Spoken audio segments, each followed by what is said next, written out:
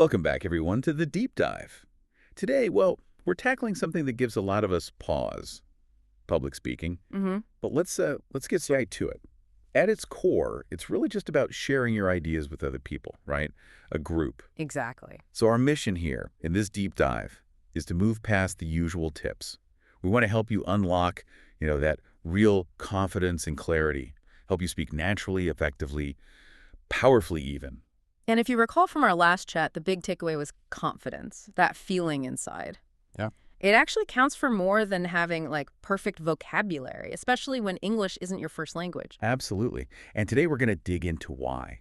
Why that simple confidence is, well, so incredibly powerful. Yeah. We'll look at how getting better at public speaking isn't just for, formal presentations. It's kind of a secret weapon that improves other parts of your life, too. For sure. Plus, we'll unpack that surprisingly effective three-part structure and give you some really practical tips you can use, right away. Yeah, and the goal is really to show you the why behind it all, not just what to do, but why it works. So you can actually understand it, apply it, and make it stick, not just, memorize rules. Okay, so let's pick up right where we left off then. Confidence. We keep saying it's the most important thing. But why? For someone maybe nervous about their English level, why is confidence really more important than, say, perfect grammar? That's such a key point. And honestly, it's where a lot of people get stuck. I mean, think about it from the audience's perspective. What actually distracts you more? Is it someone making a small grammar mistake? Or is it someone who's clearly hesitating, looking uncomfortable, just lacking belief in what they're saying? Definitely the hesitation, yeah. Right. It's almost always the hesitation. Confidence signals that you know your stuff, that you believe your own message. And even if you use simpler words, that delivery, that conviction, it makes your message land. It feels clear, impactful. Your belief draws people in. It shows bravery, too. Just standing up and speaking, even imperfectly, that resonates way more than a perfectly structured but, lifeless sentence. That makes a lot of sense. Yeah. It's more about connection than perfection.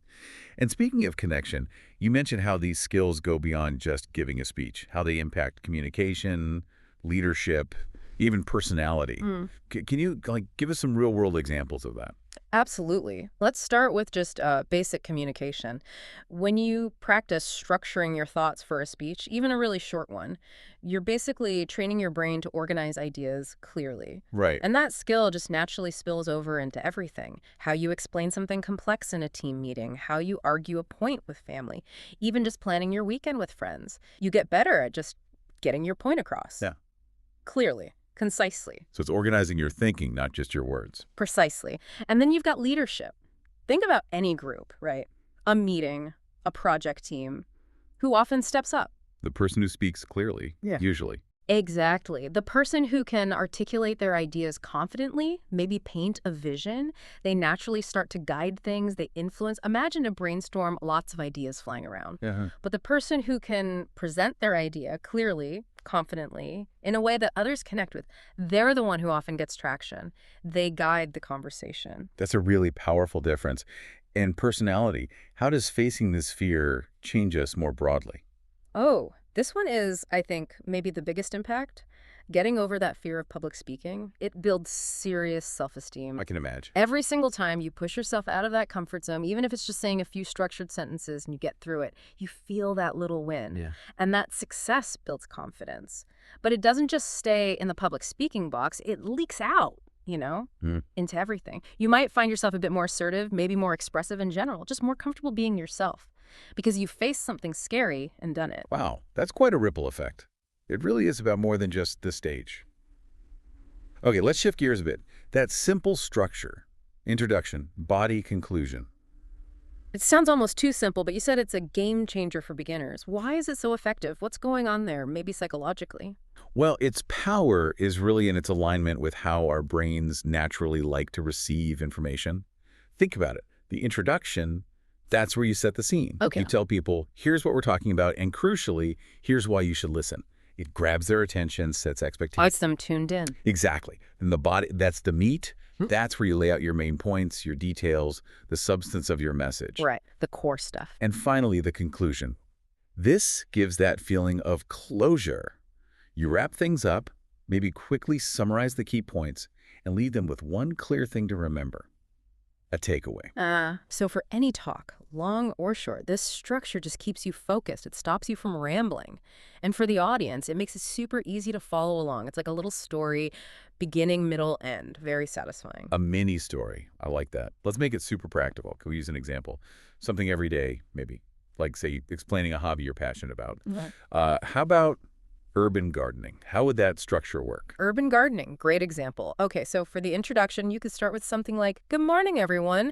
Today I want to share how urban gardening has basically turned my tiny balcony into this amazing green space, and maybe how it could for you too." Nice. Straightforward. Tells me what it is and why I might care. Listening. So the body. How do you deliver on that? So in the body, you'd get into the specifics. Maybe something like, "I started really simple, just herbs like basil, mint, super easy, even in pots. Then I tried small veggies like tomatoes, peppers. They actually do great with just some sun and not much space." The best part, fresh food right there. And honestly, it's just really peaceful, a nice break from the city buzz. See? Each sentence adds a bit more detail, the how and what. Yeah, painting a picture. Simple steps and the conclusion. How do you wrap that up nicely? You'd bring it home, maybe. So urban gardening, it isn't just about the food. It's about connecting, to nature, to eating fresh, making cities a bit greener. That's why I really think anyone can grow a little bit of happiness right where they live. Thanks. Perfect. It summarizes the bigger idea, leaves a positive feeling, all in just a few lines. Exactly. And that's the beauty for a first-timer. Keep it simple. Maybe aim for like 5 or 6 lines total for the whole thing initially. One main idea. Get comfortable just saying it out loud using that structure. That's such a great illustration. It really shows how that simple framework helps you explain pretty much anything clearly without getting lost. Yeah. It's about focusing, right? Yeah. One clear idea spoken simply. Absolutely. Don't try to boil the ocean on your first go. Clarity and just getting comfortable. That's the goal. Okay, that leads us perfectly into those practical steps. Yeah. First one was don't memorize, understand what you want to say. Now, I get why memorizing feels safe, especially if you're nervous. So why is truly understanding better? Yeah, it's a common instinct, wanting that safety net.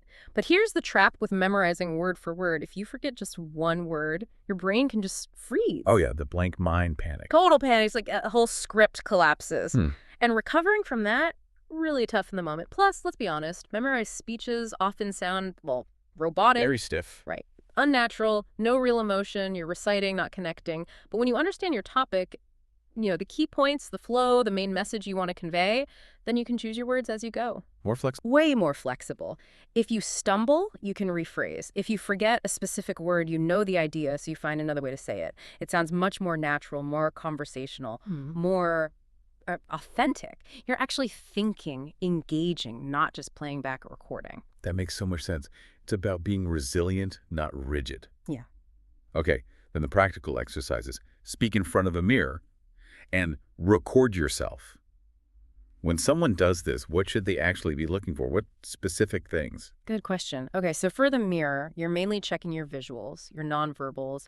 Are you making eye contact, even just with yourself in the mirror? Are you smiling a bit, looking open? Or are you fidgeting, shifting your weight nervously? Are your gestures helping or distracting? The mirror helps you see what the audience would see, helps you look more approachable. Okay, body language check. And the recording. Listening back. The recording. That's where you become your own coach. Listen for your pace. Too fast, too slow. A lot of nervous speakers rush. Guilty. I definitely did that early on. We all do. Also, listen for pauses. Are there any? Are they intentional, helping the message, or just awkward gaps? Check your voice. Is it clear, loud enough, or trailing off? And the big one, filler words. The ums and uhs. Exactly. The ums and ohs, likes, Hearing them yourself is the first step to reducing them. It really helps you pinpoint habits you might not even realize you have. So valuable, even if it feels a bit weird listening to yourself at first. Yeah. Okay, next tip. Use simple words. People sometimes think big words make them sound smarter, right?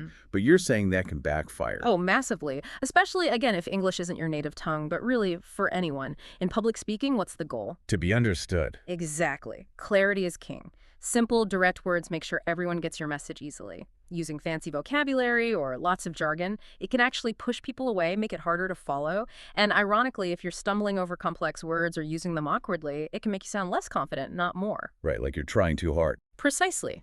The real skill is making complex things sound simple, not the other way around. Communicate to connect, not to impress. Clarity over complexity. Got it. And the last practical tip, take pauses and breathe. This sounds so basic, but I think it's often missed. Yeah. What's the real power in just pausing? It's huge.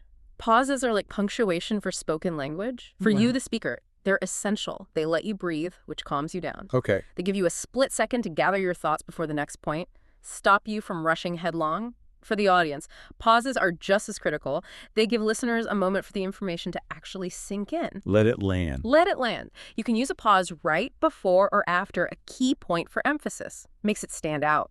Pauses break up long stretches of talking, making it easier to digest. Honestly, a well-placed pause shows control. It shows confidence. It can be more powerful than a flood of words. And the breathing part. Deep breaths fuel your voice and calm your nerves. Simple, but vital. It really does all tie together, doesn't it? Which brings us back to that core message we wanted to leave everyone with. Don't be afraid of making mistakes. Seriously. Every single great speaker started somewhere, probably feeling nervous. Absolutely. Every single one. And remember, speaking in English doesn't mean being perfect. It means being brave. It's so true. Every time you put a sentence together, every time you speak up, even for something small, you're building that muscle. You're growing. Yeah. Every little speech, every explanation, it all adds up. It builds that confidence layer by layer. It really is a journey, not some destination you suddenly arrive at. Just start with the English you have right now. Be brave. Practice. You'll honestly surprise yourself. What a fantastic way to think about it. This deep dive, I feel, has really untacked the why and the how. Why confidence matters most, the simple power of that intro-body conclusion structure, and those practical steps, understanding over memorizing, using practice tools like mirrors and recordings, keeping language clear, and remembering to pause and breathe. And don't forget that challenge from last time. If you haven't tried it, seriously, write that short, maybe 5-line speech. Just get something down. Get feedback if you can. It's the quickest way to put this into action and start building that brave habit. Great reminder. Okay, looking ahead, next time we're going to switch focus a little bit. We'll be diving into travel English. Ooh, useful. Yeah, getting you ready with those essential phrases, navigating things like booking tickets, asking for directions, handling hotel situations, real practical stuff for getting out there. Sounds great. Until then, speak up, speak proud. And keep sipping English.